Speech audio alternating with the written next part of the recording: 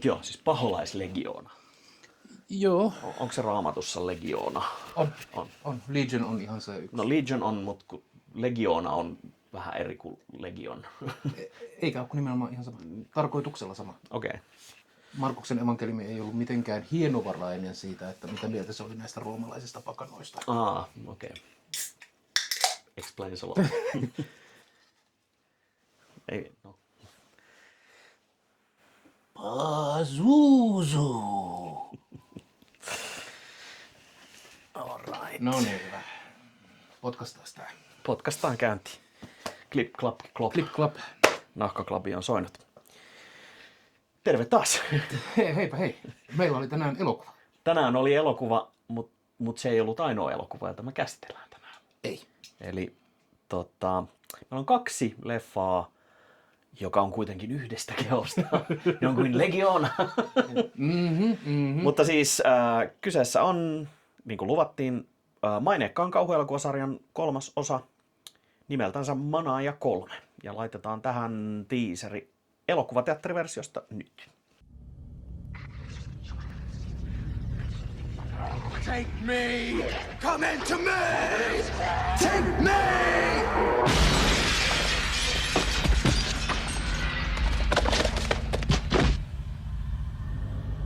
In 1973, an extraordinary motion picture stunned our senses and uncovered our deepest fears in a way no film had ever done before. When it was over, we thought the terror had ended, but it had just begun.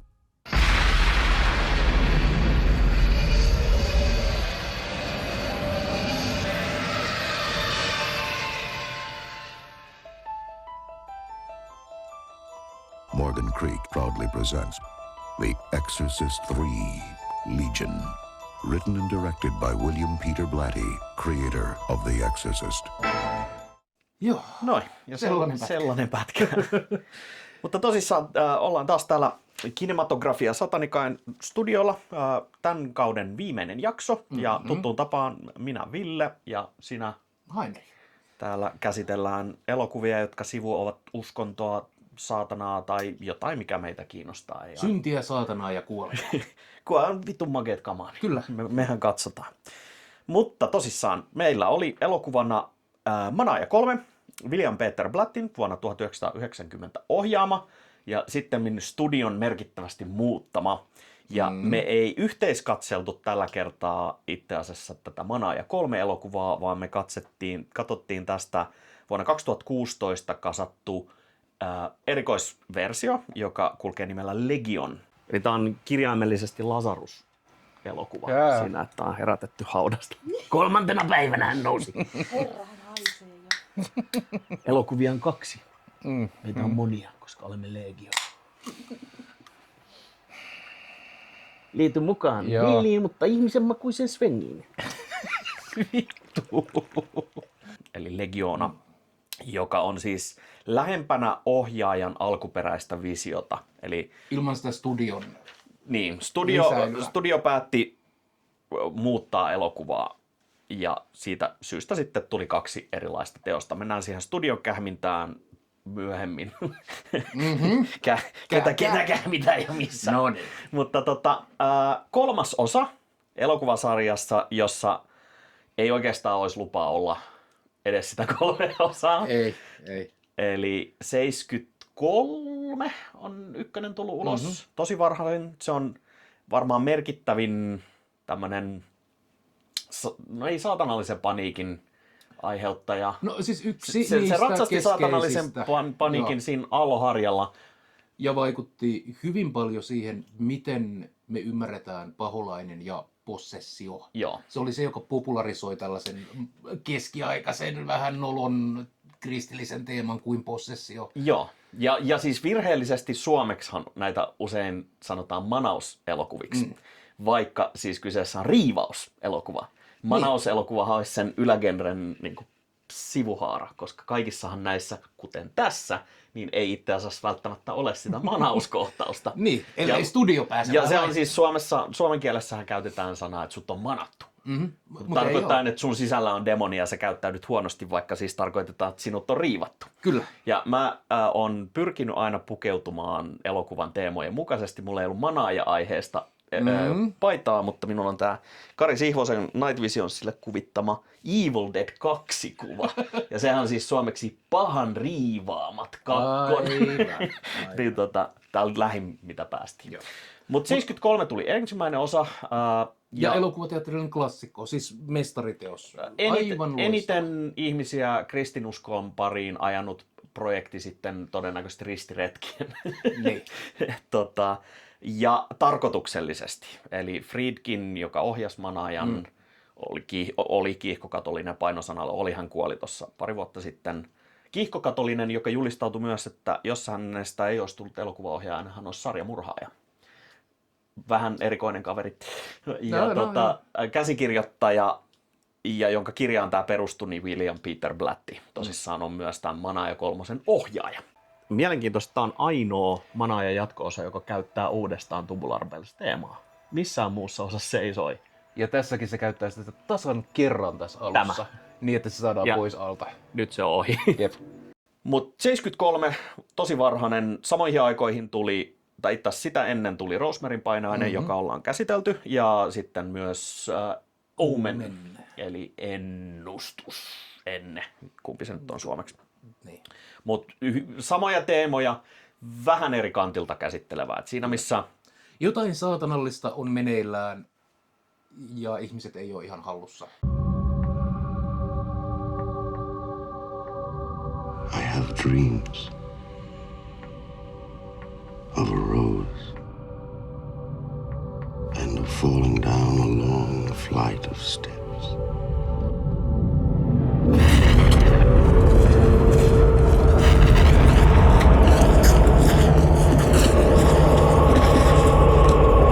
Niin, siis Manaaja 1 usein pidetään, niin kuin, tai siis siitä ollaan sitä mieltä, että se on saatana, joka riivaa tytön, mutta siis siinähän ei ole saatanaa, vaan siinä on Pazuzu, joka itse asiassa näin hauskana knoppitiedona. Joo.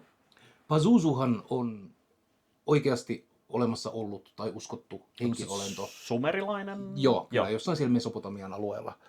Ja se oli kyllä tämmöinen aavikkotuulen ja skorpionien ja pahanhajuisen hengityksen ja syövän ja muiden tämmöinen paha demonikuningas. Mutta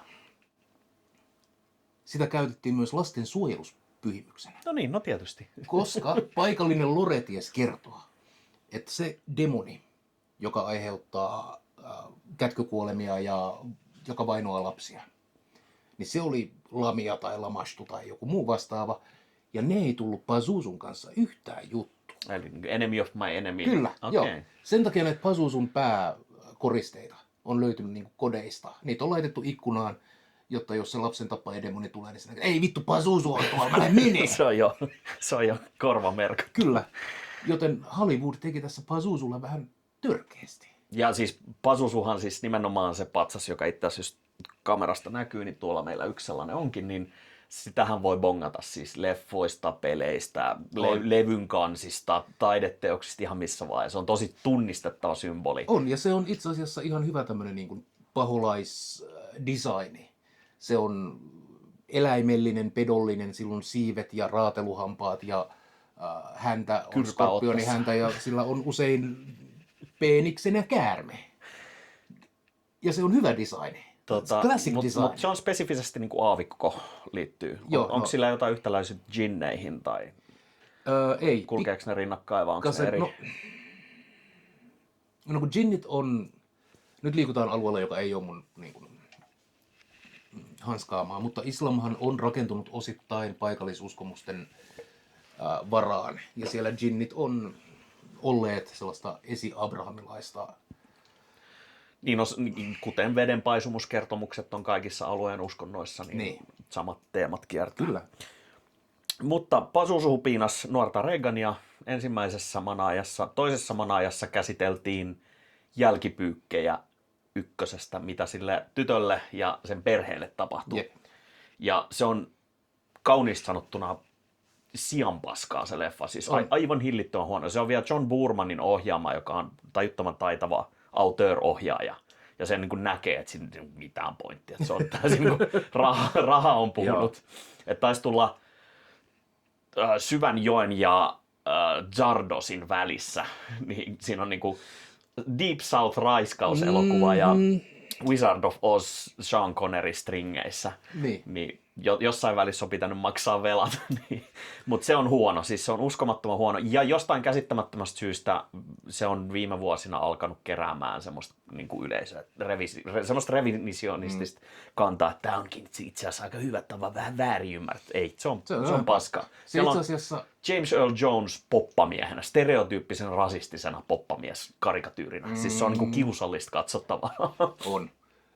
Aikoinaan mä innostuin ekasta Exorcistista, totta kai. Ja yllättäen, joo. Ja sitten mä no niin, näitähän on tullut enemmän. Lähdetään katsomaan, minkälainen.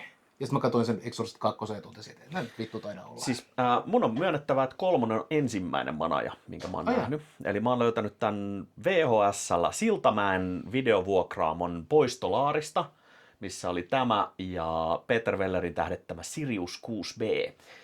Joka on siis Philip K. Dickin novelliin perustuva Android-elokuva. Nämä molemmat löytyi siitä ja sitten me katettiin nämä Fajan kanssa. Ja mä diggasin tästä aivan välittömästi. Ja sitten siihen aikaan Manaja 1 oli K18-leffa, sen saatavuus oli Suomessa tosi huono ennen kuin videolaki sitten taas vapautti sen uudestaan. Ja on sittemmin nähnyt sen ja mä en ole koskaan pitänyt sitä. Mun mielestä se on... Siis, mä en tiedä, mua jotenkin aina on pikkasen tökkinyt se, kun kauhuun laitetaan liikaa seksuaalisia elementtejä. Mä en ole Hellraisereista koskaan digannut. Koska Alienia vihaat. No Alienissa miehen raiskaaminen on taas niin poikkeuksellista, että se on niin kliininen. Mutta Hellraiserit ei ole koskaan toiminut. Mun mielestä se... Siinä on se oma kinky. Joo, ja se jotenkin on ristiriidassa. Mä en oikein tiedä, että pitäisikö siitä niinku kiihottua vai pitäisikö sitä pelätä. Ja ne ei, niinku, ei toimi mulle. Sehän sitten tekee ne ei niinku laukaise niitä primaarivaistoja oikein. Se on niinku, ne on ristiriidassa mulla. Ja Manaja 1 se pikkutyttö masturboimassa krusifiksillä, niin mä en tykkää ajatella, että mikä olisi liian vulgaari, mutta se on niinku jotenkin, se on niinku semmoista tökeröä. Se on halpaa. Sen piti olla. Sen takia se on toimiva, koska siinä rikotaan tabuja monella. Kirjaimellisesti tabuja Kyllä. ja stigmoja. mutta se on tökeröä. Mun mielestä se ei... Ja se on vulgaari, ja se on paha, ja se on inhottava, ja siitä tulee huono mieli, ja siksi se on niin vitun kova. Mutta osittain kans, kun on nähnyt Manaja 1 niin myöhään, niin on tiedostanut kans sen elokuvan tarkoitusperät. Ja koska en ole kirkollista kasvatusta saanut, niin se leffan värväyspropaganda-aspekti on myös semmoinen, että se on niinku... Halutaan näyttää, että paholainen on todellinen ja hirveä, jotta ihmiset pelästyisivät ja hakisivat turvaa Jumalasta. Mutta tämä 3 ei ole vulgaari. Ei. Tässä ei taas näytetä hyvin vähän gorea käytännössä. Teatteriversiossa hieman, Legiona-versiossa ei mitään. Ei ollenkaan. Tämäkin on ollut niin valinta, että me ei nähdä näitä niin joo, siis tässä ei niin oikeastaan, no tässä manauskohtaus voisi lukea, mitä ei ole tässä versiossa, niin ei näy. Kun sitten taas niin Manaja 1:nhän niin semmoinen groteskin mässäily. Joo, kyllä. Tässä on hyvin vähän, jos ollenkaan. Verta muutamassa kohdassa. Joo, sillä että sitä valuu jostain muualta. Niin kuin. Mutta tämä on genressään, tämä on eri genreä. Siinä missä Manaja 1 on kauhu-elokuva, niin tämä on... detective thriller. Who Done It on se niin kuin tarkka, sillä ei ole, kuka teki sen, kuulostaa niin vittu tyhmältä. Murhamysteeri. Murhamysteeri, joo. Tämä voisi olla tosi erikoinen jakso Columboa. Ihan siis päähenkilön tuosta takista lähtien niin suoraan. Olkootkin, että Columbo ei ikinä raivostu ja puske niitä munuaiskiviä ulos. Go ahead, Lieutenant. Temple, why are you encouraging this? Shut your mouth!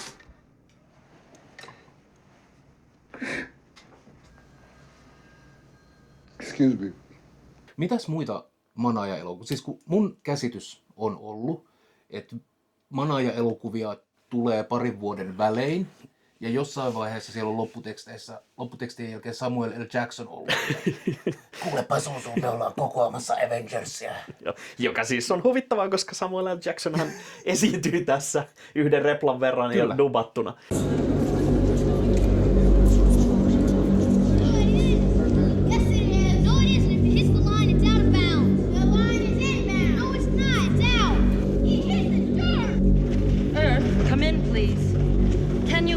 We are attempting to communicate. Come in, please. The living are dead. We come here first. Mutta tämän 3 jälkeen on tehty 3 lisää. Teknisesti ottaen 3, mutta periaatteessa 4. Joo. Eli mä en nyt edes muista missä järjestyksessä on, mutta on se Manaaja Alku, joka tai meni tuotantoon samoihin aikoihin kuin Manaaja 1 julkaistiin uudestaan teattereissa. Siitä tuli se Friedkinin uusi leikkaus, jossa on tehty muun muassa värimäärityksiä, äänimasterointia uusiksi ja palautettu kohtaus, jossa se kävelee hämähäkkimäisesti niitä rappusia alas. Mutta sen myötä siitä tuli taas hitti, niin tehtiin Exorcist The Beginning tai joku vastaava. Ja mä nyt en muista, että onko se vai sitä seuraava leffa, joka kuvattiin melkein valmiiksi ja sitten studio totestaa ihan vitun paskaa, joten otetaan tää ihan vitun paska ohjaaja Renny Harlin tekemään toinen leffa, ja se teki sen, ja se floppas, ja sitten studio olikin silleen, että no mut vittu, meillä on se toinen, niin laitetaan sekin ulos. Ja sitten sekin vähän niin kuin floppas, ja sitten sen jälkeen tuli vielä 2. Ja viimeisimpänä Blumhouse, joka on vastuussa kammottavan paskoista Insidious, Sinister elokuvasarjoista, Annabellesta, kaikista näistä Warren Saga. Blumhouse on se koneisto, joka pyörittää lihamyllyä ja sieltä tulee kauhuelokuvia. Ajoittain ihan kekseliästä matskua, mutta usein tosi geneeristä. Ollaan puhuttu aiheesta aikaisemminkin. Ja ne tosissaan osti hillittömän isolla rahalla pysyvästi oikeudet ilmeisesti Manaajaan. Ja sieltä tuli Exorcist the Believer, joka on sinänsä hassu idealtaan. En ole nähnyt sitä, mulla on se hyllyssä, mutta se on ilmeisesti jopa tässä sarjassa huono leffa. Mutta aikoinaan, kun tätä 3 tehtiin, niin William Peter Blattille tuli tarjous 2 firmalta. Legendaariselta Carolkolta, joka muun muassa Terminaattorit on tuottanut, ja sitten Morgan Creekiltä. Ja Carolco olisi lyönyt enemmän rahaa pöytää, mutta ne halus, että siinä leffassa on tämän 1 tytön Reaganin kaksoislapset, jotka on molemmat riivattuja, ja että se tarina keskittyy siihen. Ja Blatty oli silleen, että no mut vittu, kun mä haluaisin kuitenkin filmata tämän leffan, minkä mä haluaisin filmata. joka ei ole mitään tekemistä, joka on julkaistu kirjanakin. Niin. Joten se hyppäsi Morgan Creekille. Ja sen verran, kun mä luin juonikuvausta siitä uusimmasta Manaajasta, niin sehän käsittelee siis 2 lasta, jotka onkaan juuri sen Reaganin muksuja, jotka on tietenkin riivattu ja ne pitää vähän manata. Ja se oli ihan hillitön floppi. Siis, ja nyt sieltä on tulossa 7, mutta sen ohjaa Mike Flanagan, joka on siis käsittämättömän loistava Midnight Mass-sarjan, muun muassa todella hyviä Stephen King-filmatisointeja. Eli Blumhouse totesi, että okei, ne siis palkkasi tämän porukan, joka teki ne uudet Halloweenit, josta siis se eka oli tosi hyvä, ja sitten ne 2 sen jälkeen tullutta oli semmoisia, että monttu auki miettii, että miten näihin valintoihin on päädytty. Niin ne ohjasi sen Believerin. Ja ilmeisesti ei edes välitä siitä sarjasta, ne vaan, koska ne oli menestyneet Graham Greene, joku se ohjaajan nimi. Mutta nyt ne totesi, että no vittu, me ollaan maksettu hillittömät massit tästä lisenssistä, niin heitetään. Jotain hyvää. Ja valitettavasti tämä tarkoitti sitä, että Mike Flanagan joutui siirtämään sen vuosikausia työstämään Stephen King Dark Tower TV-sarjaa, joka on siis jotain, mitä mä oikeasti haluan nähdä. Niin kuin yksikään vitun manaaja niin ei kiinnosta samalla tavalla. Mutta se on Mike Flanaganin ohjaama ja käsikirjoittama, eli sieltä voi vahingossa tulla vaikka ihan hyväkin leffa. Voi tulla vahingossa hyvä manaaja. Ja, siis tämä mua pelottaa, koska mä dikkaan siitä 1 ja se 1 on niin merkittävä, niin jotenkin se, että no tästä nyt tulee 7 jatko-osaa ja prequel ja mini-tv-sarja ja sitten tämmöinen kaiken yhteen sitova Exorcist Cinematic Universe ja siis se tuntuu mun mielestä niin pahalta. Mä en haluaisi nähdä tätä, mutta tämä on mä just rupesin miettimään, että Omenista on tehty TV-sarja. Friday the 13th on tehty TV-sarjaa, Nightmare on Elm Street, tästä ei ole ikinä tehty TV-sarjaa. Niin. Nyt kun mä tämän sanon, niin paljastuu, että se Mike Flanaganin No projekti siellä on joku minisarja Netflixiin. Niin, no siis Netflixiin suoraan 8 jaksoa, se on siinä. No, taas niinku, ekan leffan premissi on niin vitun yksinkertainen. Se on Niin. tyttö, joka on riivattu, se kusee ja paskoo ja kiroilee ja siitä manataan paha pois. Jep, toisella manaajista on uskon kriisi. Toisella manaajasta on uskon kriisi. Hämmentävintä ykkösessä on se, että siinä on tämä, sanos nyt, norjalainen näyttelijä Bergmanin leffoista muun muassa. Max von Sydow näyttelee sitä vanhempaa isä Merrinia. Ja se on maskeerattu siinä vanhan näköiseksi. Silloin kun se on kuvattu, niin se on ollut 30 tyyliin. Ja se on niin vitun hyvin maskeerattu, että kun sä katot pari vuotta sitten, kun Sydow oli vielä elossa, se oli yhdessä näistä uusimmista Tähtien sodista, niin se on siinä sen ikäinen kuin mitä se näytteli Manaajassa 40 vuotta aikaisemmin. Okay. Ja se on vittu ihan sen näköinen. Ja siis se oli, mä en muista, että oliko se Carlo Rambaldi vai kuka teki ne maskeeraukset, mutta ne on siis, se on niitä harvoja old face make-uppeja, joka ei näytä siltä, että on pyöritelty siellä lateksikaupan lattian liiman kanssa ja kummelin varastosta taas sitä karvaa naamaa. Ja mä en tiedä, miksi se on tehty niin. No okei, sen hahmon piti olla vanhempi, mutta miksi vitus siihen ei ole vaan kästetty vanhempaa näyttelijää? Täyskysymysmerkki. Mutta siinä on se siemen siinä ekas leffassa, on se Damien Karras, tämä jesuiittapappi, Jolla on uskon kriisi. Jolla on uskon kriisi, mutta joka ottaa ohjat käsiinsä ja uhraa itsensä. Kyllä.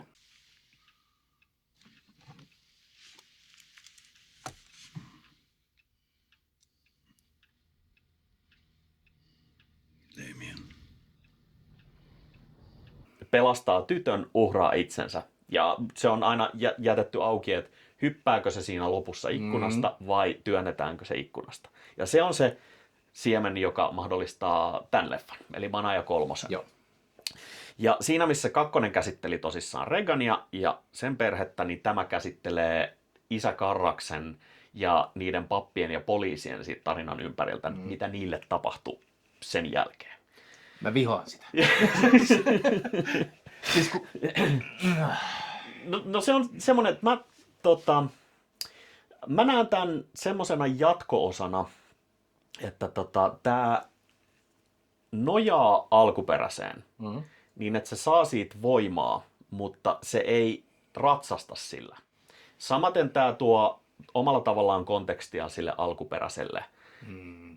Se ei vähennä kummankaan arvoa, mutta kumpikin niistä on mahdollisesti parempi toistensa olemassaololla.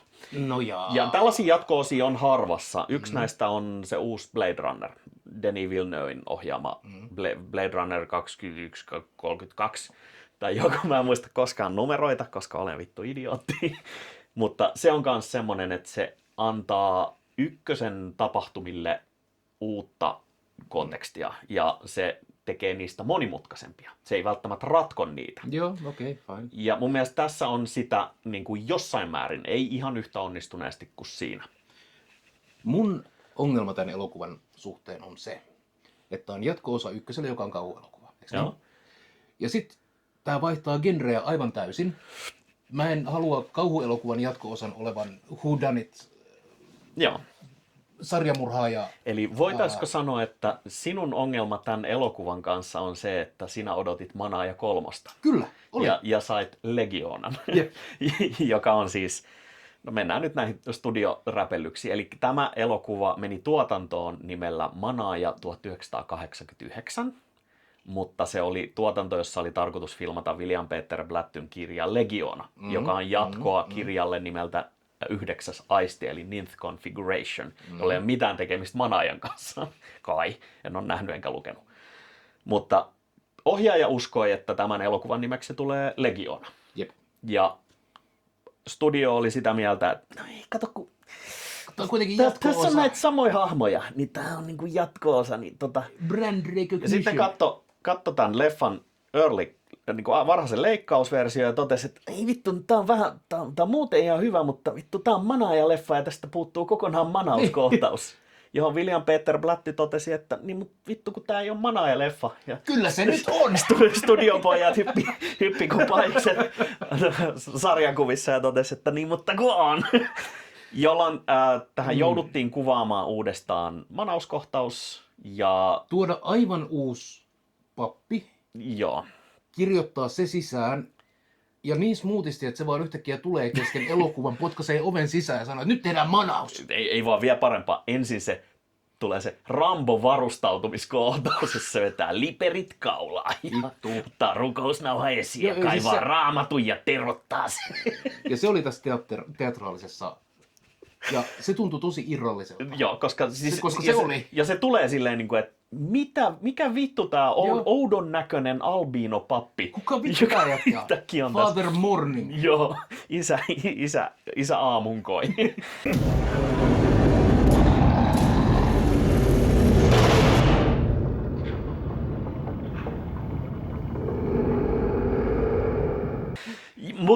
Mutta samalla siis ne kuvastan alkuperäisen version niin, että Brad Dourif, kauhufanien rakastama näyttelijä, näyttelee tässä alkuperäisleikkauksessa Isä Karrasta. Mm-hmm.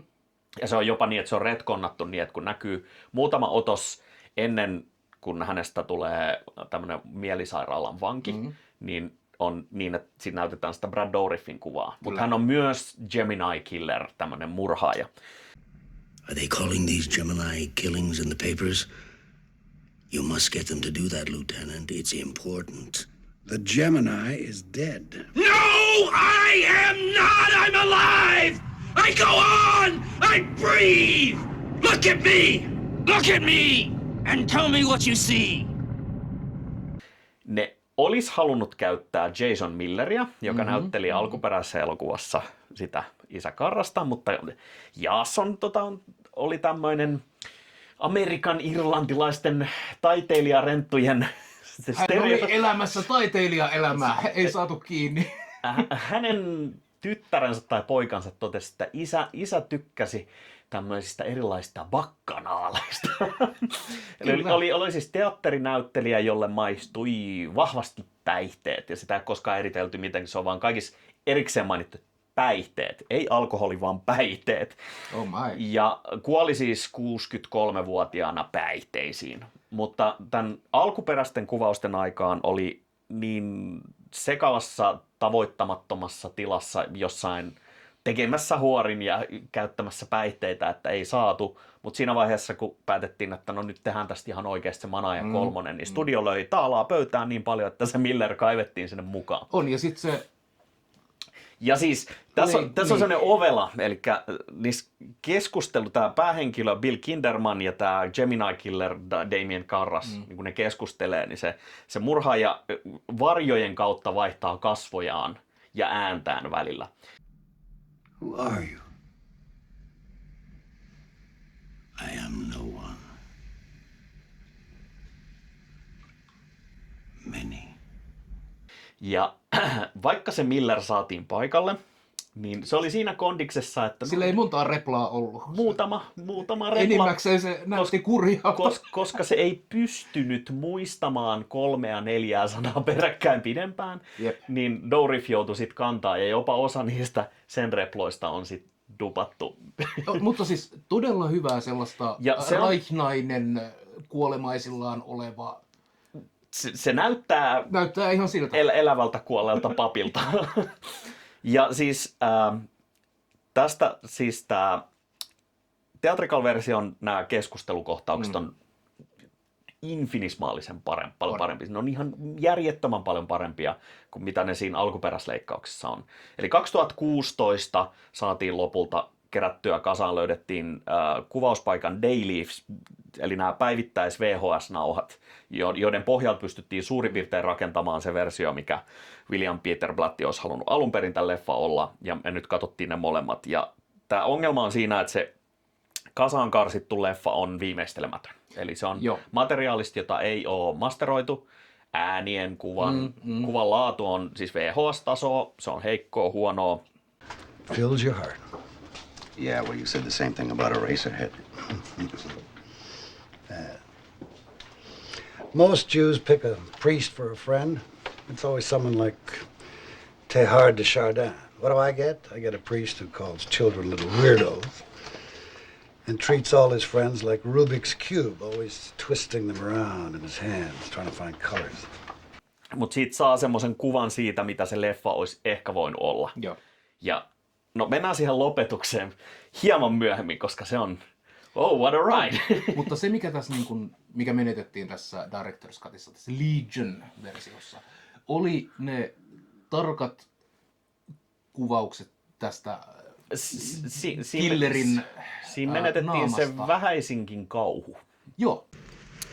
Tell the press that I am the Gemini lieutenant, or I will punish you. Punish me? Yes. What are you talking about? Do you dance? What do you mean? Gloria, placet honor, tibi sit, rex Christe, I like plays. Ja Dorifilla on tapa käyttää leukaperäänsä. Sillä on oudon näköinen naama. Sillä on vuohimaiset silmät, mikä on niinku todella niinku erikoinen. Mutta sillä on leukaperät, jota se yliartikuloi puhuessaan melkein missä tahansa roolissa, missä se on. Ja se on niinku hyvin...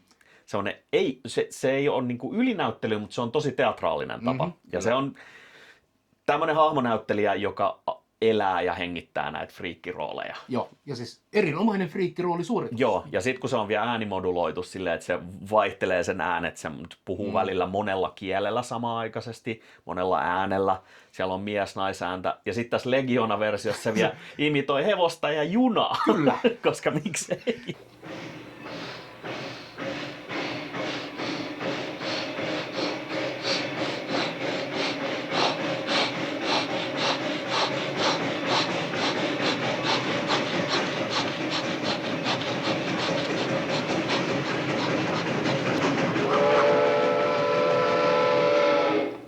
Mikä oli lisäys, josta mä dikkasin? Joo, se oli okei. sitä niinku todella toismaallisuutta. Tämä mies on ihan vitu hullu. Mutta juonen tai niinku tämä lajityyppi ja juoni on siis, tämä ei niinku noudattele mitään niinku kauhuleffan kaarta, vaan tämä on siis puhdas etsivä tarina. On. Eli tässä alkaa tapahtua uudestaan murhia 15 vuotta sen jälkeen, kun tämmöinen hyvin löyhästi Zodiac-killeriä emuloiva murhaaja on telotettu sähkötuolissa, ja kaiken sen keskiöstä paljastuu mahdollisesti samoihin aikoihin tapahtunut manausoperaatioissa nuoren tytön ruumista Pazuzu karkoitettiin. Kyllä. Ja tässä tosissaan tämä George C. Scottin, eli kaikkien aikojen paras vanha vihainen setänäyttelijä. What was the murder weapon, Stedman? I'd be guessing. What if not us, who? And if not now, when? All right, something like garden shears, maybe. We're abandoned. I can get you. I was signaling beings on Mars. Sometimes they answer. What? Joka God damn it. Heinrichin mielestä muistuttaa koomikko Tim Robinsonia. Aivan selkeä. En ollut tästä pätkääkään samaa mieltä, kunnes googlailin ja paljastui, että hän ei ole yksin tämän kanssa. Ja nyt uudellaan katselukerralla niin en voinut olla enää näkemättä sitä. Mitä mieltä te olette? Onko Tim Robinson, emuloiko hän George C. Scottin manereita sarjassa I Think You Should Leave? Mahdollisesti. Kyllä. Sitten on ei Ned, vaan Ed Flanders, joka näyttelee tätä etsivän parasta kaveria pappia, Father Dyeria. Ja tämä on se koko leffan kantava dualistiikka käytännössä. Eli siinä on maallisen vallan edustaja poliisi, joka on aika uskovainen. Hän kompuroi näiden kysymysten äärellä. Ja selvästi haluaisi kysyä enemmänkin. Ja sitten on pappi, joka tekee hidasta itsemurhaa oman terveydensä kanssa ja ei oikeastaan ole kiinnostunut ainakaan ylimaallisista asioista. Ja vitun tympiintynyt. Would a god who is good invent something like death? Plainly speaking, it's a lousy idea. It's not popular, Father. It's not a winner. There you go, blaming God. Who should I blame? Phil Rizzuto? You wouldn't want to live forever. Yes, I would. No, you wouldn't. You get bored. I have hobbies. Kyllä. Eikä varsinkaan mistään teologisista aiheista jaksa puhua. Niin, no siis, siinä oli muutama semmoinen sä olit vittuillut meidän suurimmalle tukijalle. No mä sanoin sille, että jos rakastaa sua, kaikkien muiden mielestä sä oot ihan kusipää. ja siis aina jos mahdollista, niin mieluummin brenkkuja, röökiä tai alusvaatekatalogeja kuin sitä pyhäistä keskustelua. Ja sitten tosissaan on tämä sairaalan kellarista vangittuna löytyvä Gemini-killeriksi itseään tituleerava elokuvaversiossa A Patient X ja Legiona-versiossa ei koskaan edes mainita. Mutta tosissaan tätä pohditaan, tutkitaan, niin tämä niin noudattelee semmoista proceduraalikaarta, eli poliisi kolumbomaisin älykkyystestien avulla niin pikkuhiljaa pääsee murhaajan jäljille ja siis yhdistää. Alkaa kivasti sillä, että siinä on 2 heteromiestä, jotka eivät voi kertoa toisilleen, että tykkäävät, vaan aina pitää vähän vittuilla. Mutta hyvin realistinen kuvaus aikakauden kasvattamista vanhemmista herrasmiehistä. Näitä hahmoja on meidän ikäluokka isähahmoikseen kutsunut toistuvasti. Sitten jossain vaiheessa huomattiin, että hei, sä voit olla myös vittuilematta sun kavereilla. Mutta siis näillä oli semmoinen jatkuva kiva banter kesken. 2 parhaan ystävyksen täydellinen rakkaussuhde. Joo.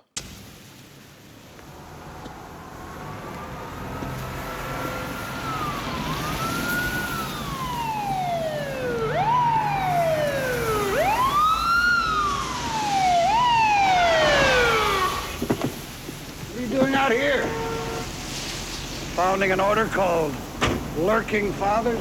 Jonkun voi tunnustaa vasta sitten, kun saa vähän sydäniä. Joo, tai kun toinen on kuollut. Niin. Mutta siis tähän niin alkaa sillä, että täällä on tämmöinen outoja asioita tapahtuu. Selittämättömän raakoja murhia. Ja vasta sitten, kun tämä pappi päätyy sairaalaan ja seuraavaksi uhriksi, niin nyt se on henkilökohtaista. Jep. Now it's personal. No, niin. It's avenging time. Kyllä. Kutsukaa Nick Fury. Mutta se oli itse asiassa silloin kun tätä on kirjoitettu sitä kirjaa, niin se premissi oli, että se halusi sijoittaa tapahtumat sairaalaan. Ja se olisi halunnut niin kuin kokonaan, että se tapahtuisi. Itse asiassa 90% noista tapahtumista siellä tapahtuukin. Ja siis sairaala tässä tapauksessa on tämmöinen hyvin vanhanaikaisesti kuvattu hullujen huone. Kaakelia enimmäkseen. Ja potilaat ei siis ole tulleet sinne ampumahaavojen tai puukotusten takia, vaan siksi, että ne on vitu hulluja. Niin. Semmoinen stereotyyppinen kakola. Eli Kyllä. joku hakkaa päätä seinään ja toinen esittelee näkymätöntä radiotansa ja niin kuin näin. Mitään realismia siinä ei ole.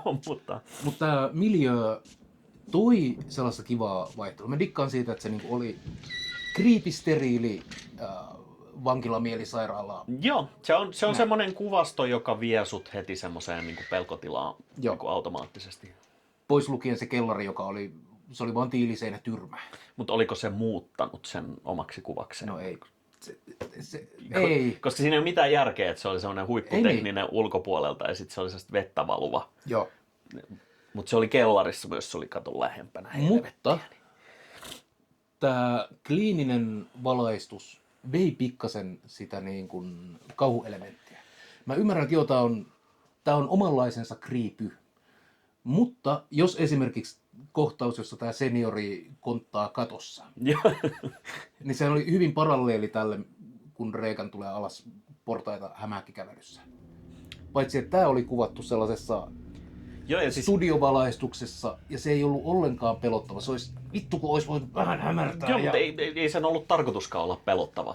Mä luulen, että sen oli tarkoitus olla just semmoinen, mitä vittua. No mitä vittua Mut siinä se oli. Muuten, siitä kohtauksesta mulle jäi mieleen se, että se on rajattu erikoisesti. Se kuvataan niin, että se on osittain sen lasioven läpi. Kyllä. Ja kun se kohtaus, mä oon aikaisemmin nähnyt niin monta kertaa, että kun se kohtaus tuli, niin mä oletin hetken aikaa, että se olisi tehty matte ja niin kuin, tai tämmöisen niin kuin 2 eri kelalla, niin että siinä yläpuolella oleva katto-osa on kuvattu erikseen, jolloin ne hahmot ei interaktaa niin kuin niiden. Mutta ei se ole, ne näyttelijät liikkuu lasin molemmin puolin. Eli se on vaan todennäköisesti vaan kuvattu 2 otteeseen, sama setti käännetty ympäri. Noita on kiva aina välillä bongata, varsinkin mattetaustoja on niin kuin niiden rajoja. Mutta Niin. Siis se tästä vei. Tämä oli paljon valoisampi kuin Manaaja. Mikä on taas näitä niinku ristiriitoja mulle. Et miksi te ette vaan... Niin no Manaaja on sitä pimeätä ja hengityksen näkymistä. Niin ja... sen kuuluisi ollakin. Niin. Mutta siis okei, jos me otetaan tämä eri leffana, niin sittenhän se on...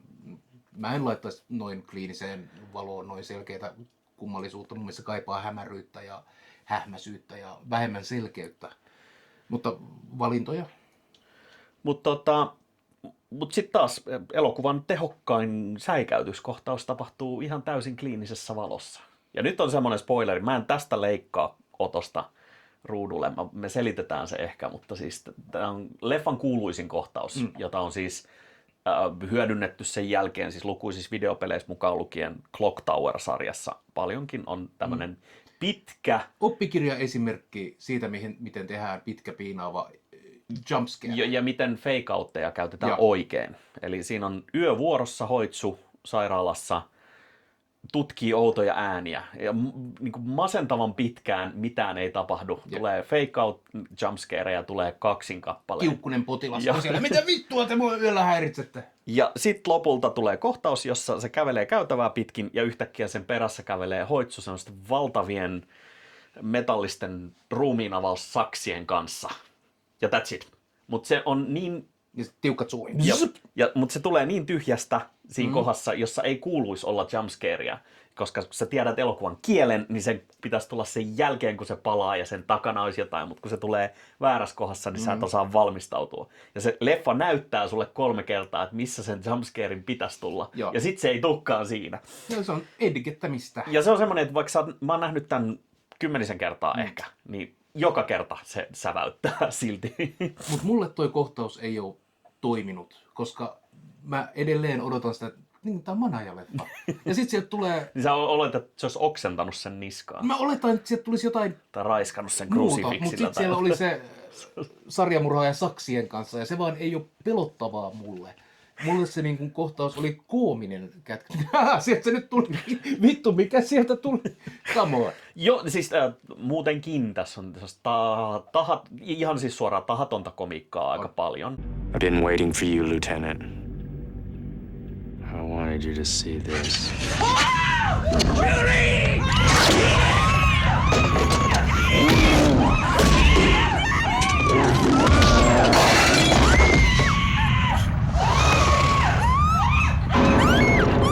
Tässä on elämän suurempia hahmoja useita. Parhaana tämä päälääkäri täällä laitoksessa, joka ehkä reuman takia polttelee tupakkaa oudossa asennossa, mutta... Keräilee okkultista rihkamaa ja tissikuvia. Tissikuvia, totta kai.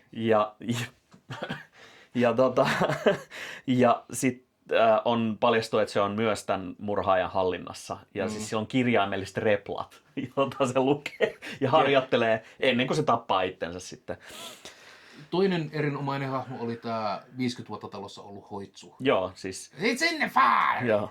You wanted to know about the man in cell 11. Stretch your memory.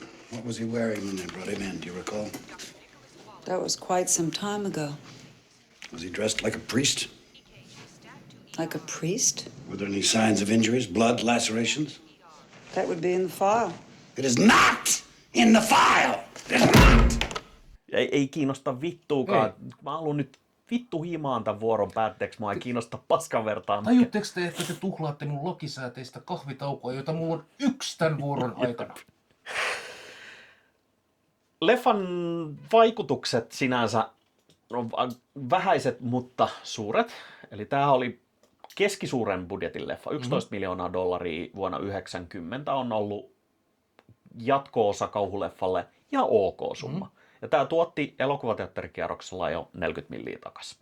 Eli pääsi omilleen ja sai jopa roippeet. Mutta tämä on just semmoinen leffa, että tämä on vuokrattu. Niin kuin todennäköisesti niitä kaikki tämän jälkeisiäkin Manaaja-elokuvia niin katsotaan striimeistä ja vuokrataan niin kuin loputtomiin, koska genrepätkää on aina kiva katsoa vasemmalla silmällä ilman ajatusta. Kyllä.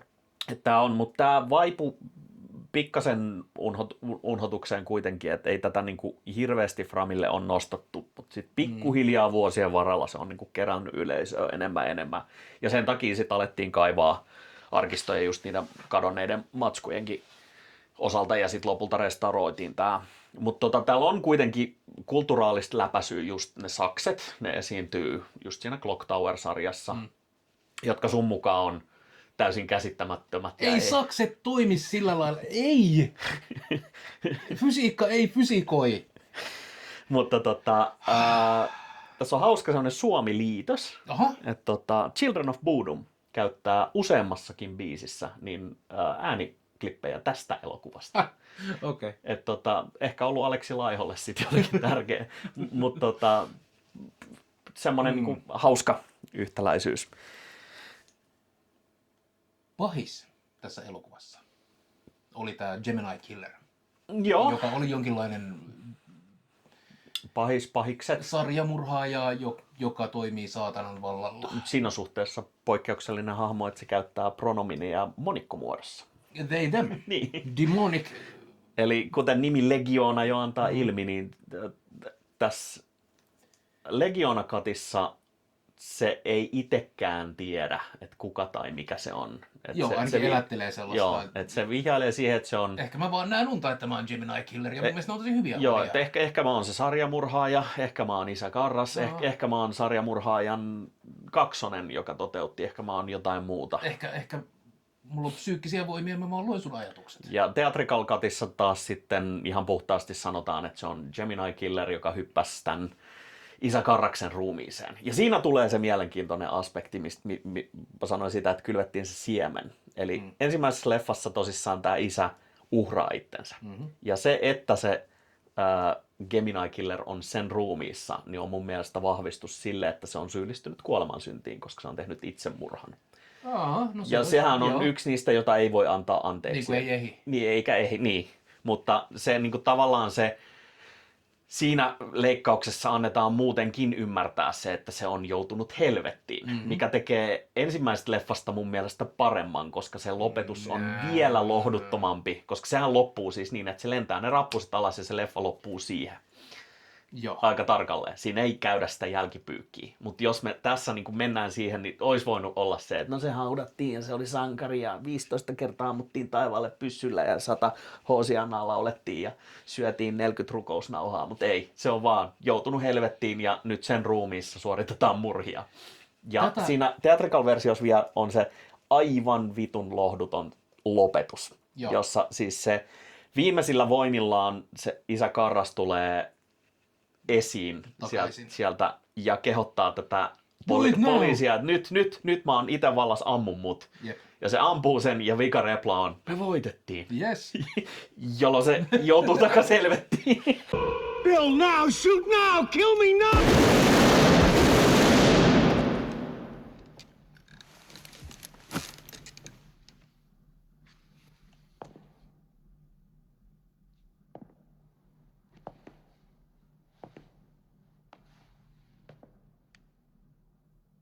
We won. Bill, now free me.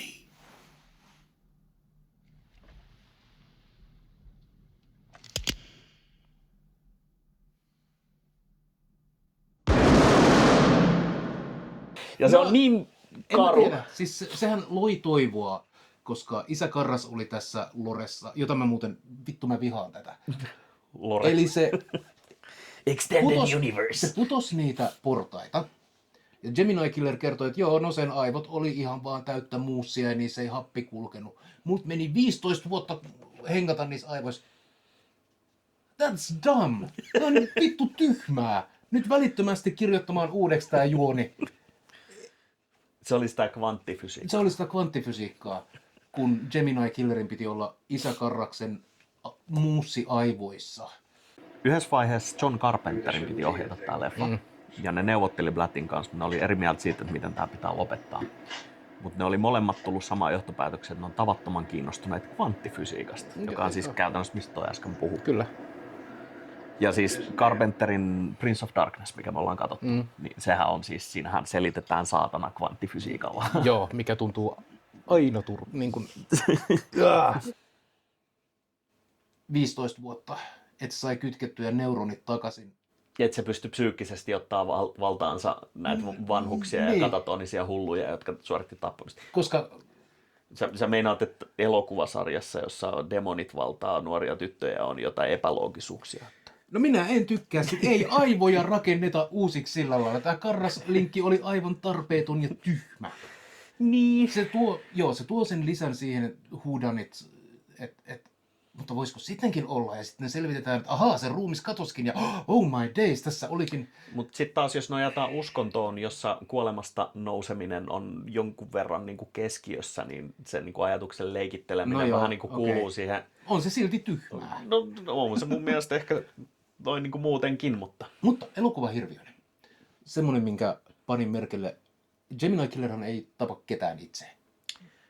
Tai siis tämän variaatio niin. Siitä ei. Joo, ei suoraan.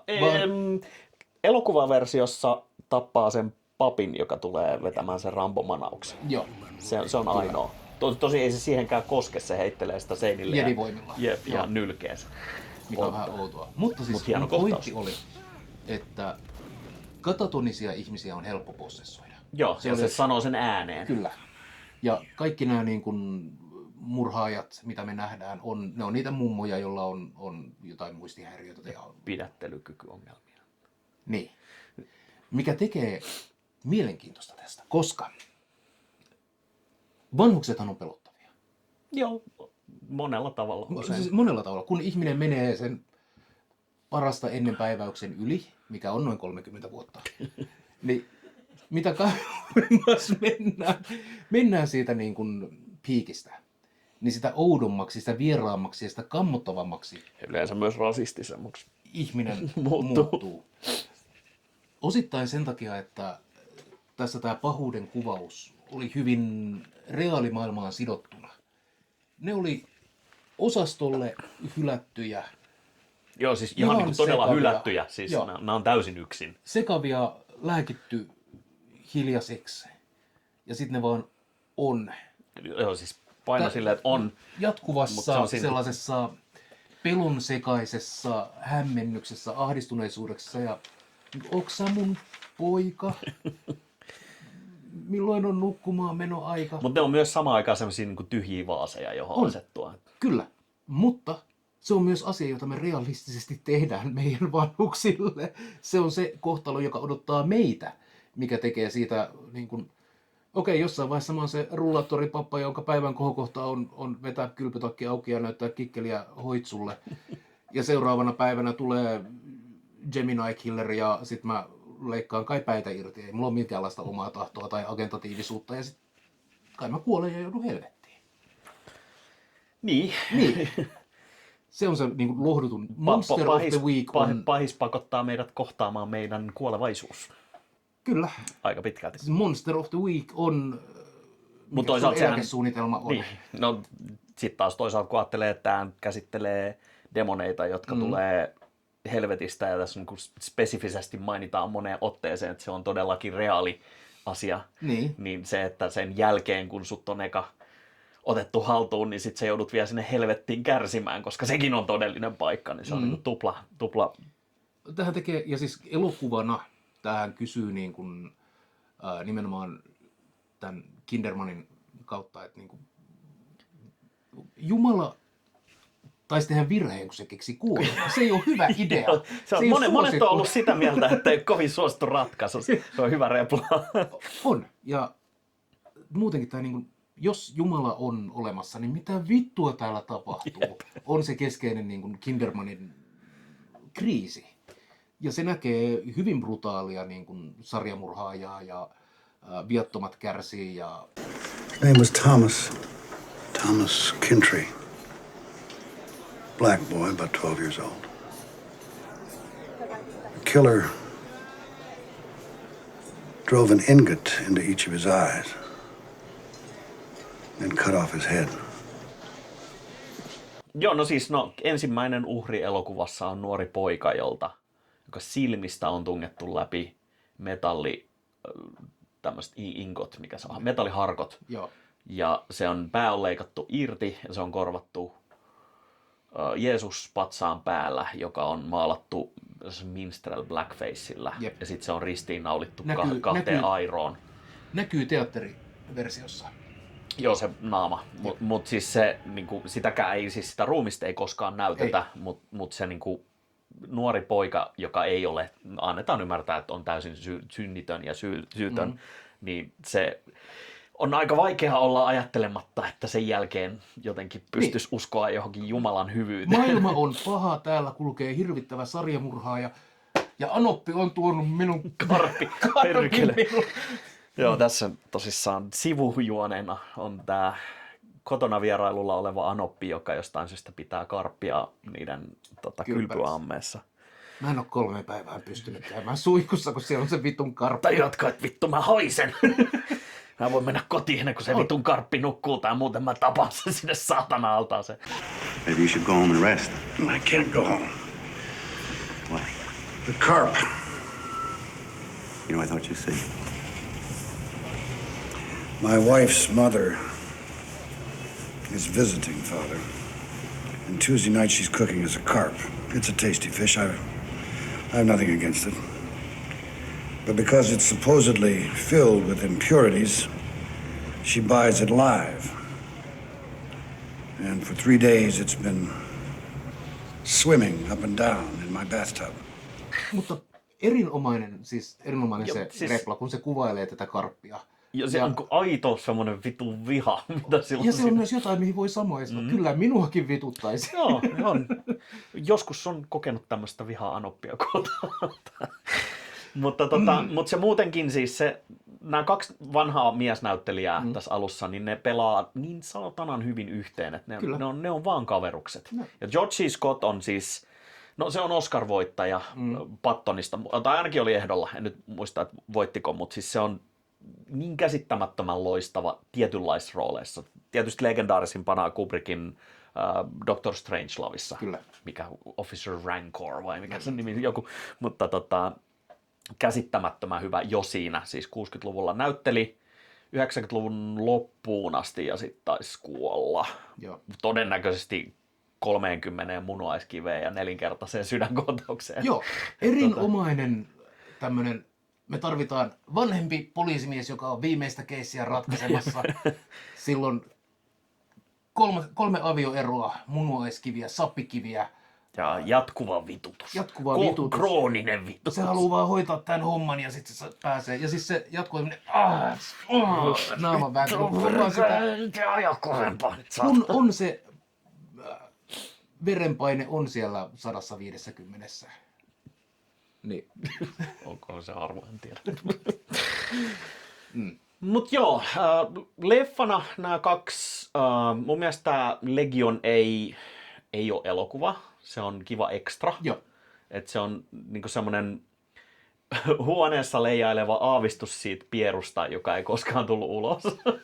Et se ei, mä en missään nimessä suosittele ketään katsomaan sitä versiota ensin. Joo, ei. Tämä oli ihan selkeästi semmoinen, se toi muutamia hyviä lisähommia sinne. Mutta se myös osittain huononsi, että siellä on turhan paljon semmoista turhaa ekspositiota dialogin muodossa, varsinkin tämän Gemini Killerin pitkä puhe, jossa se käytännössä selittää koko juonen läpi, joka niin kuin pilaa. Mutta se on selvästi joku B-otos, jossa on annettu varianssia. Et koska ohjaaja ei itse myöskään tätä versiota tehnyt, että se on tehty muistiinpanojen ja kuvauslaattojen niin kuin näiden avulla, niin se on vaan semmoinen arvio siitä, että mitä se olisi voinut olla. Se alkuperäinen teatteriversio on se definitiivinen, ja se, vaikka ohjaaja itse ei ollut tyytyväinen siihen just pääosin sen manauskohtauksen takia, niin mä sanoisin, että se manauskohtaus tässä aika siistiä. Se oli itse asiassa aika vitun siis, joo.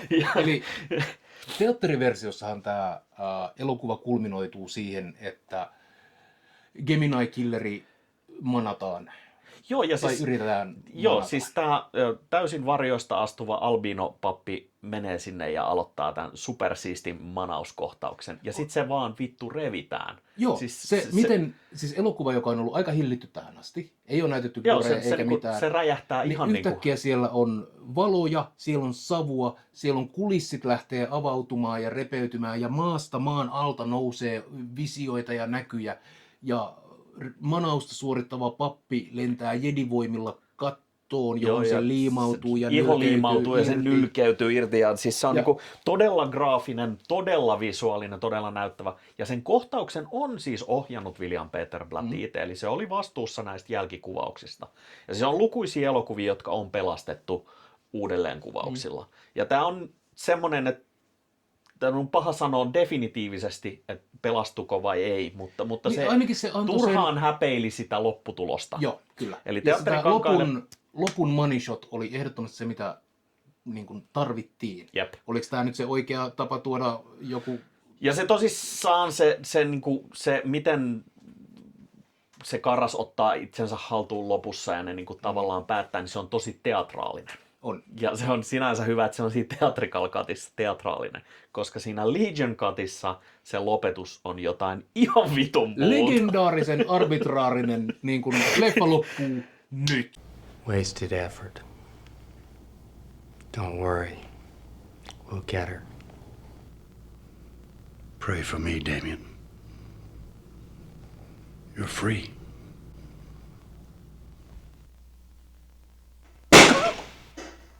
What? Vai niin? Well, that was different. Joo, ei tässä kauaa mene. Tavallaan toi oli ihan vitusti siistimpi loppu. What the fuck?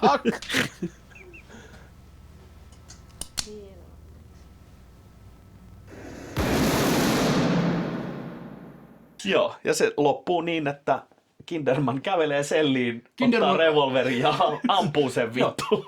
Kinderman on nyt selvittänyt, totta, Gemini Killer näköjään pystyy operoimaan näin. Hän on sarjamurhaa ja minä olen saanut hänen kiinni ja nyt mä vittu ammun sen. Joo, ja sitten se on vielä hyvä, se korostuu se niinku tökeryys tai oikeastaan se tehokkuus siinä, että siinä versiossa, mikä lopulta on saatu ruuduille, niin on äänet masteroimatta ja se revolverin ääni on sellainen päk. Se menee sinne ja se ampuu sitä 3 kertaa ja sitten ihan vaan, ettei mitään jää epäselväksi, niin se kävelee se viereen ja ampuu sitä vielä vittu päähän. Eli Roll credits. Vanha kunnon double tap. Ja sitten se loppuu siihen. Ja se on mykistävän tehokas. On. Siis se on hieno lopetus. Ei noin saa Mutta se on aivan eri elokuvan lopetus, koska se on aivan eri elokuva. Mutta se loppu oli oikeastaan vasta se, että se oli eka kerta tämän version kohdalla, kun mä tajusin, että okei, tää olisi voinut ehkä sittenkin olla jotain ihan muuta, koska se on aivan vitun pysäyttävä. Ja se antaa sen niinku syyn katsoa myös ton version. Muuten sitä ei voi ihan suositella. Ei, no se on, suositellaan nörteille. Joo, siis jos olet kiinnostunut elokuvasta, niin katso molemmat versiot, mutta jos katsot vaan yhden, niin katso se elokuvaversio. Mutta arvosanana, mitä sä antaisit Manaaja 3 tai Legionille? Mä vihaan Manaaja 3. Mä en halua, että kukaan katsoo. Tää on, jos tän sais erotettua siitä Manaaja-franchisesta, ja tois niin kuin ihan itsenäinen, jos niin olisi oikein hyvä detective whodunit. Jos se theatrical-versio olisi nimeltään Legiona, niin minkä arvosanan sä antaisit sille? Mutta se olisi muuten toi theatrical. No se ei ole sun genre, että se on se ongelma. Parhaimmillaan silleen vahva vitonen ehkä. Niin kuin 40. Joo. Okei. No mä pidän helvetisti, siis helvetisti. Siis mä aikoinaan katoin Jeremy Brettin Sherlock Holmesia ja Columboa ja näitä, niin kuin, se oli meidän lauantai-illan viihdettä, oli katsoa Mutsin kanssa näitä niin kuin poliisisarjoja, just näitä whodunit-tavaroita. Ja parhaita oli aina ne jaksot Ruth Rendelin mysteeristä tai Sherlock Holmesista Baskervillen koirat, niin kuin, missä on pikkasen yliluonnollista. Ja tää on nyt se, niin kuin, missä vedetään ihan kokonaan sinne. Ja tää on just semmoista matskua, mistä mä skidinä pidin. Joo. Ja mä näin tämän skidinä ja yllättäen se on lyönyt ankkurinsa minun DNAhan hyvin vahvasti. Ja ihan puhtaasti siis 4,5/5. Eli vahva 8,5 ainakin arvosanana.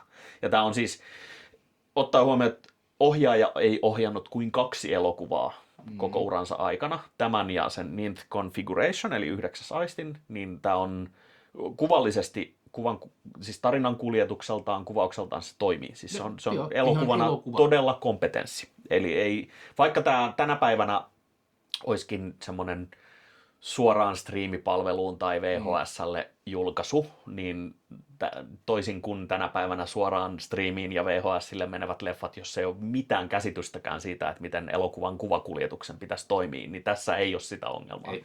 Soljuu. Nyt viikon sisään katsottiin nämä molemmat versiot, niin pakko sanoa, että tuon katseluaikana sanoit, että sun pinna alkaa mennä näihin hitaisiin kohtauksiin, niin joo, siis noin nopeasti kahteen kertaan kattoessa, niin joo, siinä on tyhjäkäyntiä. On, ja siis mä ymmärrän, tässä nyt niin kuin kaivataan sitä, että tämä hahmo ottaa tämän tunnelman ja siihen menee aikaa ja tämä niin kuin nyt fiilistellään. Mutta sitten samaan aikaan mun ADHD on silleen, noniin, se on siinä, se on kauhistunut, next, mennään. Mutta se theatrical-versio on tunti 55 minuuttia ja ohjaajaversio on tunti 45 minuuttia, se on 10 minsaa lyhyempi. Mä sanoisin, että se leffateatteriversiosta 10 minsaa suurin piirtein vekka semmoista tyhjäkäyntiä, niin se voisi olla ehkä tehokkaampi, tosin sitten se voisi olla vähän turhankin kaoottinen. Niin. Ton tyyli tai genren elokuvassa se hitaus ja viipyilevyys on eduksi. Se antaa myös katsojalle sitä varaa ikään kuin yhdistellä niitä johtolankoja keskenään. Kyllä. Ja tässähän oli Legion-versiossa, mikä me katsottiin, niin niitä juonikuvioita oli selkeästi paranneltu. Joo, siellä oli muun muassa mainitaan se Karasin haudannut pappi, joka puuttuu kokonaan siitä toisesta versiosta. Siinä annettiin sitä kontekstia ja selitettiin, että miten se on niin kuin, se ruumis päässyt niin kuin enemmän. Ja niin kuin tämmöisiä pikkujuttuja. Siellä oli muutamia semmoisia yhden lauseen niin kuin heittoja lisätty, jotka itse asiassa olisi merkittävästi hyödyttänyt sitä toista versiota. Et siellä on, ne molemmat hyötyy toisistaan, mutta kumpikaan ei tarvitse toista tavallaan. Mutta yksi mikä teatteriversiossa on Kindermanin loppumonologi, mikä oli tästä leikattu pois, tai jäänyt pois. Joo, mä en taas muista enää, että miten se meni. Mutta se oli, mulla on se ylhäällä tossa. No, kaivattukin esiin. Siis, idea on se, että ne on nyt kohtaamassa viimeistä kertaa. Tämä on tämä viimeinen manaus. Niin siis se sellissä, mä ajattelin, että sen kuoleman jälkeen, joo. Sellissä, jossa Gemini Killer heittää Kindermanin seinälle ja on silleen, että haha, minä olen voittanut, ei ole mitään, mitä voit enää, ha, you know. Koko tää. Ja siinä Kindermanilla on aivan loistava lyhyt puhe, jossa se kertoo, että no nyt minä uskon, olen vähän epäillyt koko leffan ajan, mutta nyt minä uskon ja siksi se voittaa. I believe in death. I believe in disease. I believe in injustice and inhumanity and torture and anger and hate. I believe in murder. I believe in pain. I believe in cruelty and infidelity. I believe in slime and stink and in every crawling, putrid thing, every possible ugliness and corruption, you son of a bitch! I believe!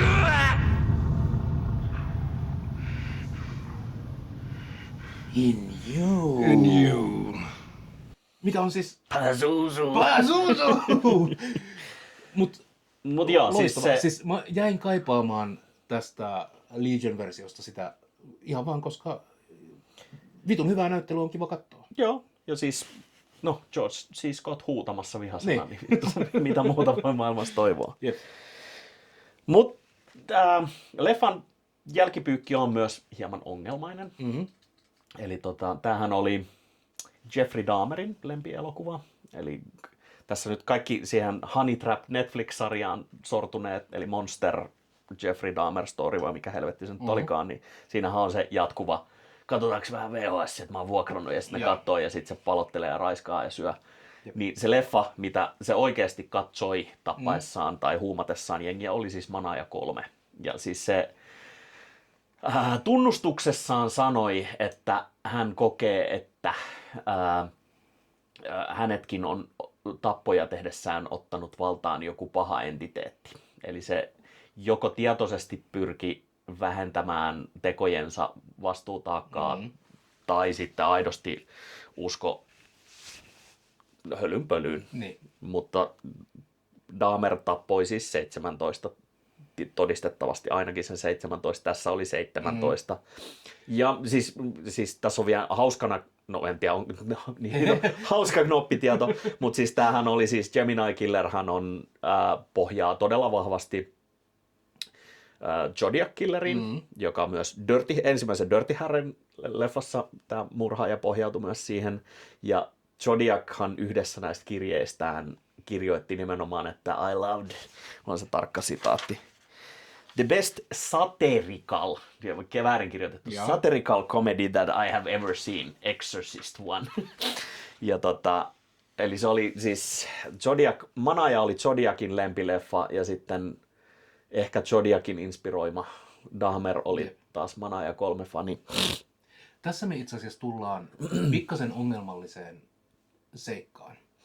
Nimittäin kun meillä on tämmöinen kauhuelokuva, jossa pahuus selitetään pahoilla hengillä, niin me vähän skipataan siinä, että oikeasti kyllä me ihmiset ollaan ihan kykeneviä julmuuteen ja pahuuteen ja murhaamaan toisiamme ilman, että meidän agentatiivisuutta veisi joku.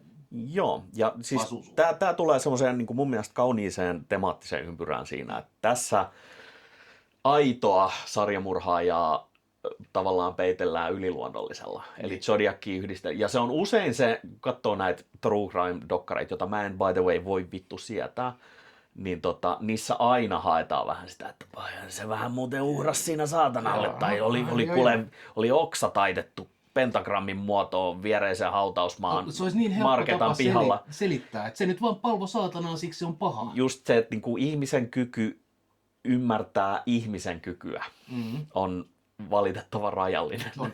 Ja tässähän me tarvitaan satuja, me tarvitaan tarinoita ja symboleita, jotta me voidaan käsitellä jotain niin hirveää kuin ja siinä me päästään takaisin siihen ympyrään, eli manaukseen, joka on sitten taas operaatio, jota on suoritettu ja suoritetaan oikeasti edelleen tänä päivänä, kun koetaan, että ihmisen teot ovat menneet käsityskyvyn yliluonnollisen puoleen ja joku demoni on ottanut valtaan. Eli nämä itse asiassa ei ole niin kaukana sittenkään nämä murhamysteerit ja manaajat. Ja no sä osaat kertoa enemmän manauksesta, mutta siis sehän on oikea tehtävä. Tai siis manaus on operaatio, jota suoritetaan oikeasti. Se, mitä siinä tehdään, on sitten asia erikseen. Joo, siis manaus on lähtemättömästi osa kristillisyyttä. Mutta onko se vaan kristillisyyttä? Onko se pakko sanoa aikaisempaa kuin kristillinen?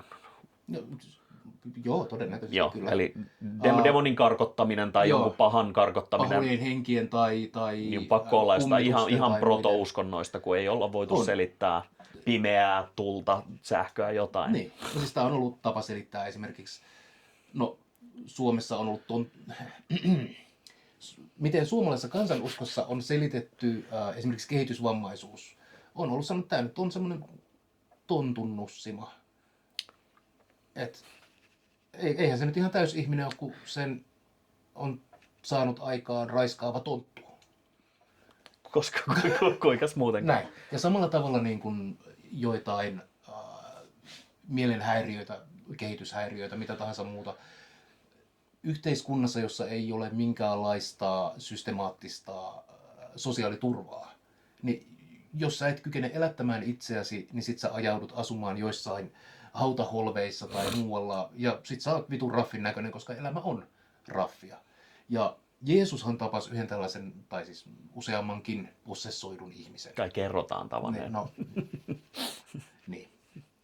Ja Jeesus ajoi, oliko Markuksen evankeliumissa tai muussa, nämä legioonallisen pahoja henkiä sikoihin. Ja sieltäkö tulee tämä I am legion for we are many? Kyllä. Jeesus kysyi, kuka sinä olet? No minä olen legioona, koska meitä on monta. Ja tämä on semmoinen trooppilause, jota käytetään jos on jotain demonista, niin se on vittu aina messissä. Joka on fair. Se on hyvä. Ihan vitun hyvä repla. Kyllä. Mutta siis se on lähtemättömästi kristinuskossa sen takia mukana, että Jeesus oli eksorsisti. Se oli ihmeparantaja, eksorsisti ja käärmeöljykauppias. Niin. Ja katolinen kirkko, ortodoksinen kirkko on säilyttänyt näitä eksorsistisia perinteitä ja niille on olemassa, mä dikkaan tästä, kun systeemille on olemassa byrokratia, sun pitää hakea lupaa Vatikaanista, että sä saat lähteä suorittamaan eksorsismin. Tai siis ennen vanhaa. katoliset hakee Vatikaanista. Näin, eli kyllä. manaustahan suoritetaan ilmeisesti kaikkien kristillisten sektien Kyllä, ja varmaan ehkä muslimienkin joukossa. Tästä en tiedä, mutta sekä ainakin juutalaisuudessa että islamissa on, niin kuin, ei nyt samat, mutta samankaltaista historiallista demoninen praktiikkaa, possessio on, kyllä. joo. Halutaan torjua henkivaltoja. Mutta tosissaan se lupa haetaan katolisessa kirkossa Vatikaanista saakka. Eli se on niinku Ja sen pitää melkein olla, ylin mahdollinen mandaatti. jos sä oot koskaan Kelan kanssa asioinut, että raksiruutuun ja sit toimitat kopion tästä liitteestä ja muuta, niin se on about se prosessi. Ja se on ollut pitkään niin kuin ennen Exorcistia elokuvaa. Oli vähän semmoinen poismuodista menevä, että tää nyt on vähän tämmöinen nolo, mitä me keskiajalla ollaan harrasteltu.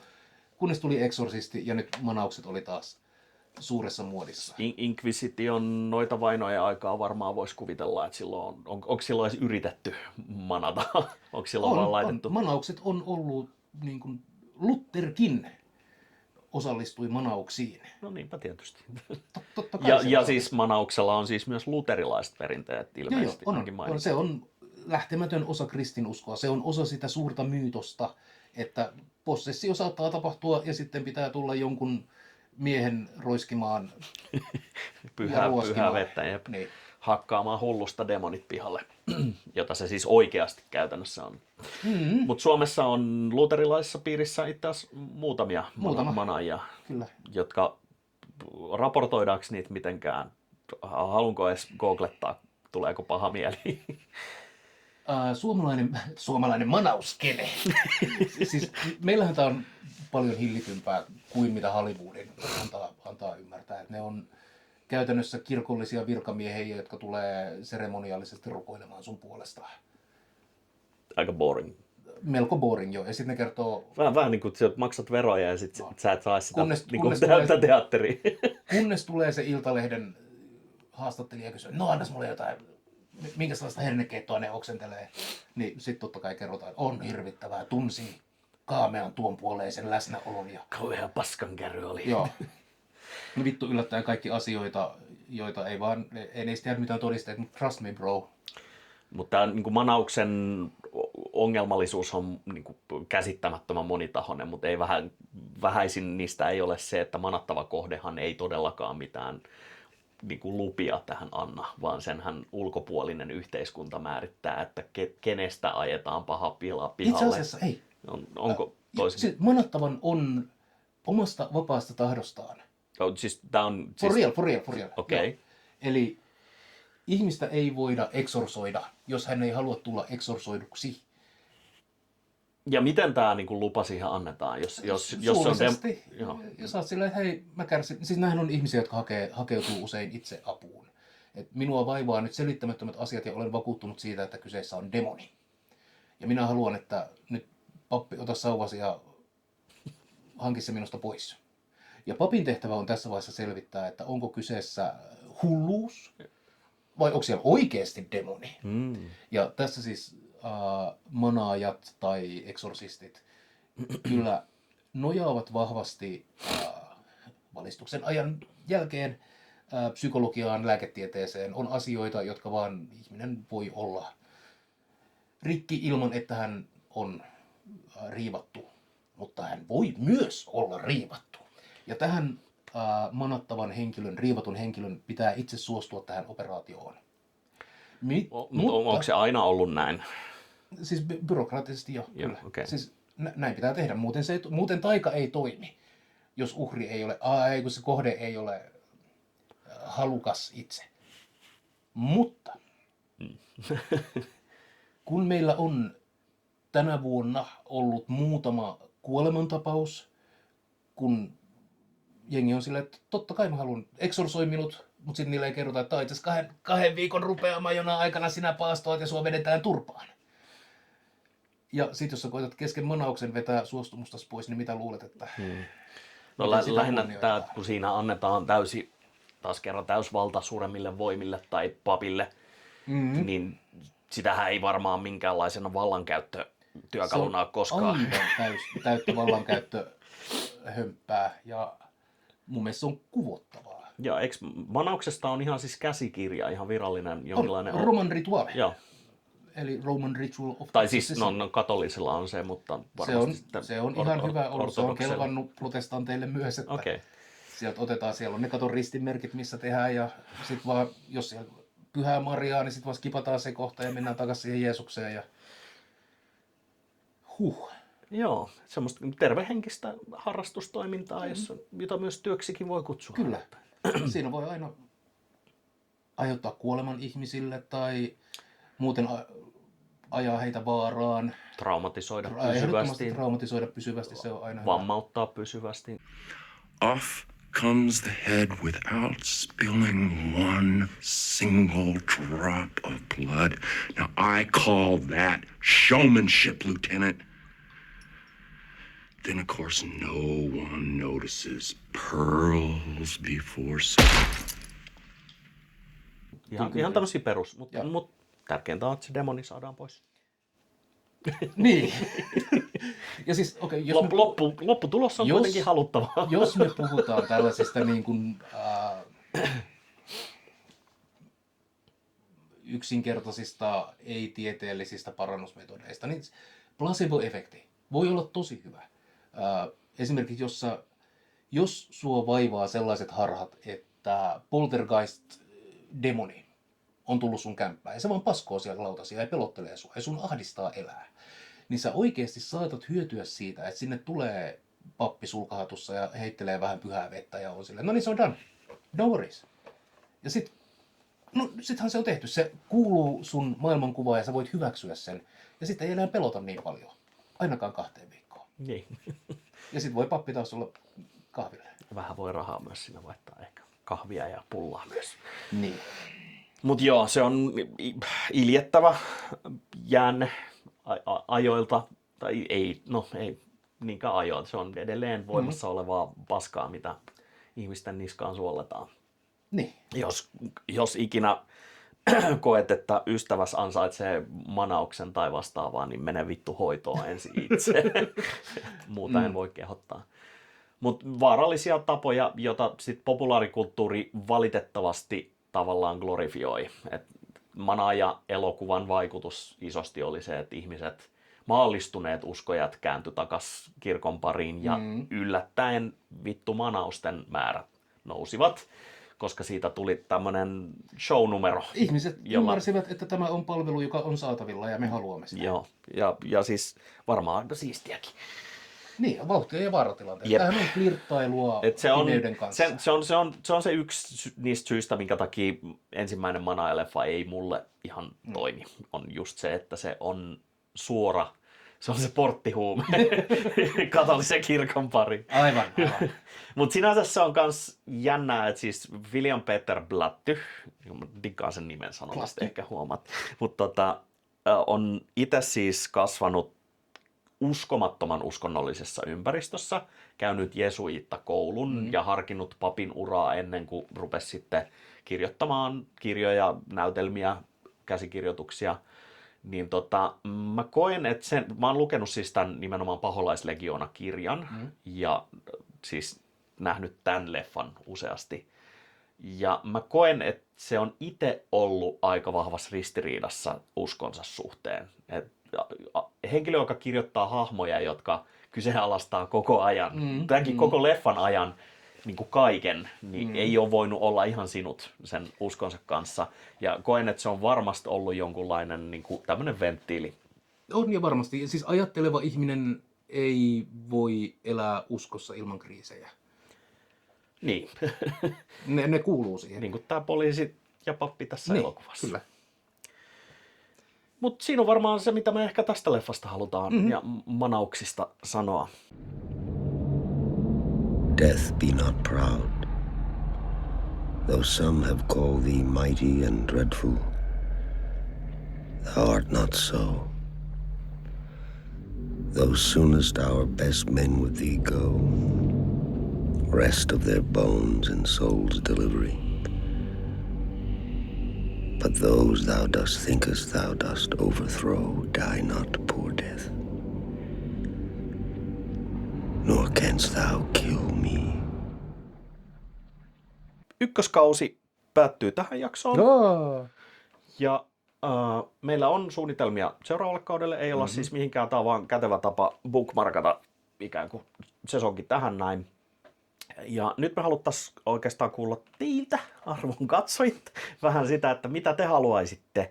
Eli laitetaan pieni skaba pystyyn. Ja me ollaan nyt kirjattu nopeasti 16 ehdotusta siitä, että mitä me halutaan ensi vuonna katsella, käsitellä. Täällä olisi tällaisia elokuvia kuin Paholaisen asianajaja, Paholainen pukeutuu Pradaan, First Omen, K-pop Demon Hunters, Demon Knight, Weapons, End of Days, Heretic, Jokin versio Dorian Graysta, Lunacy, Serious Man, Lords of Salem, Hereditary, Society, Jokin Evil Dead-sarjan osa ja vielä nimeämätön Nick Cage-projekti. Nick Cage-elokuva. Kyllä. Tässä on joitain ehdotuksia siitä, että mitä me halutaan käsitellä. Näistä aivan varmasti käsitellään ainakin Lunacy, koska Svankmayerissa päästiin vauhtiin, niin mennään sitten syvään päähän. Mutta nämä kaikki muut on enemmän tai vähemmän vielä kysymysmerkkejä.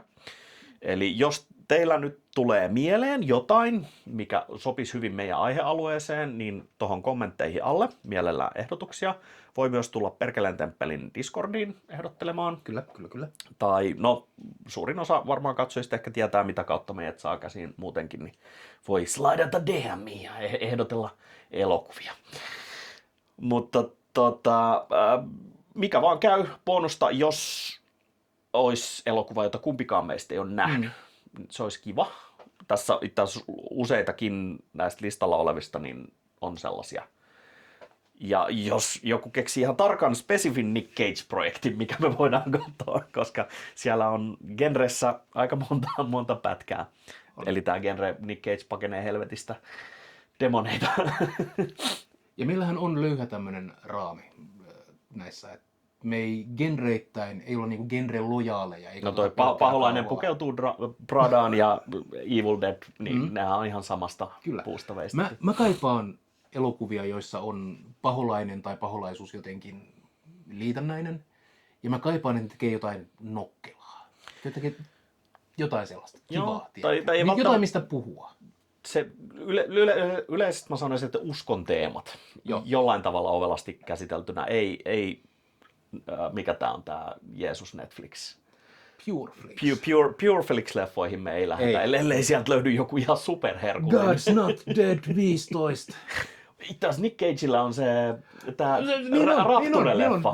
Left Behind. Joo, se muuten voisi olla. Se on ilmeisesti aivan siis järkyttävää paskaa. Niin kuin kaikilla. Mä oon lukenut ne kirjat aikaan. Mä oon kans silloin, kun ne tuli suomennettuna. Mut se voisi sitten taas olla. Haluatteko te nähdä Rapture, mikä vittu. Mutta ehdotusten kesken, jos me saadaan tarpeeksi ehdotuksia ja siellä on jotain hyviä, niin mä lupaan palkita jollain pienellä palkinnolla tällaisen. Palkitaan ihan palkinnolla? Kyllä, palkitaan palkinnolla. Wow. Ehkä en vielä määrittele, että mitä se on ja miten se toteutetaan, mutta jotain kivaa on tiedossa. Laitetaan nimi ruudulle. Kaikki meidän 31 katsojaa. Mutta sillä mennään. Ensi vuonna jatketaan toivon mukaan nopeammin kuin, tai itse asiassa ensi vuonna mä luulen, että tämä jakso menee ensi vuoden puolelle ennen kuin se on ulkona. Eli aloitellaan ja lopetellaan vuoden 2026 alussa. Kyllä. Mutta muutenkin kaikki ehdotukset, haluatteko, että kuvataan joskus jossain muualla, haluatteko jotain muuta, nyt on se hetki kertoa. Vielä voidaan. Pitäisikö mun laittaa nämä kirjat johonkin järjestykseen? Se on sitä alitajuisia viestejä. Kyllä. Ne ei ole vielä huomannut. Me ollaan oikeasti piilotettu niin siis sumerilaisia manaustekstejä tonne taas. Joka jaksossahan on semmoisia easter eggejä. On, joku muna on piilotettu johonkin. Joo. Mutta näillä puheilla meidän puolesta hyvää alkavaa vuotta 2026. Toivon mukaan ehkä saadaan luntakin vielä. Hyvä. No niin. Let's go! Yes. Manaten maailma. Moi moi. Ja klippeti.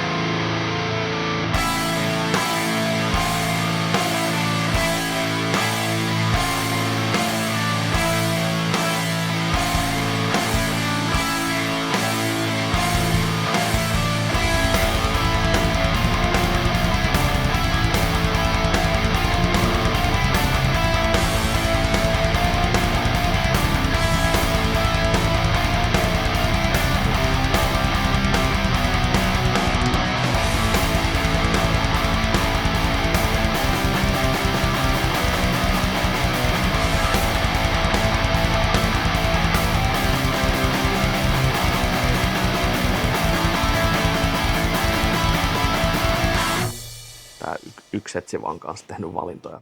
Se on tuo raiskarin takki ja sitten nuo pedofiililasit, niin se on niinku semmoinen yhdistelmä. Ja hiusraja, joka löytyy niskasta. Jep.